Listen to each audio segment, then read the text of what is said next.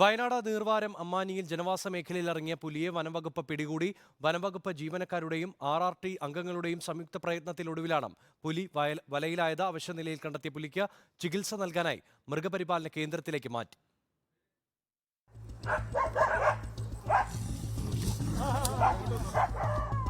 രാവിലെ 6:30 വയനാട് നീർവാരം അമ്മാനി ഓർക്കാട്ടുമൂലയിൽ ജനവാസ മേഖലയിൽ പുലി ഇറങ്ങിയത്. വനാതിർത്തിയിൽ നിന്ന് സമീപത്തെ കൃഷിയിടത്തിലുള്ള തോട്ടിലെത്തിയ പുലി അവശനിലയിലായിരുന്നു.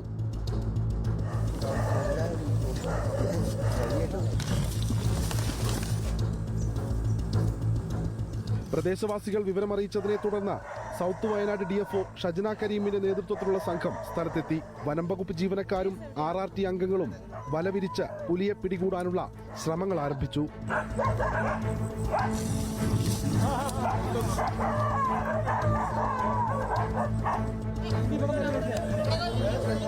തോട്ടിൽ വലവിരിച്ച് കുടുക്കുപയോഗിച്ച വനം വകുപ്പ് നടത്തിയ ദൗത്യത്തിനൊടുവിൽ പുലി വലയിലായി.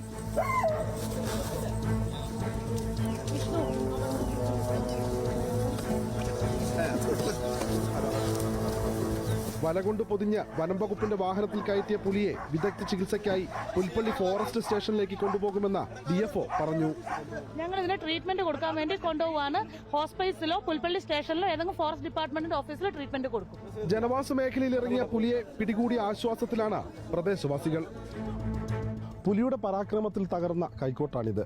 അരമണിക്കൂർ നീണ്ടുനിന്ന വനം വകുപ്പിന്റെ ദൗത്യത്തിനൊടുവിലാണ് പുലി വലയിലായത്. ഇനി പ്രാഥമിക ചികിത്സകൾക്കായി മൃഗപരിപാലന കേന്ദ്രത്തിലേക്ക്. Video journalist Shabeer, reporter Deepak Mohan in reporter, Wayanad.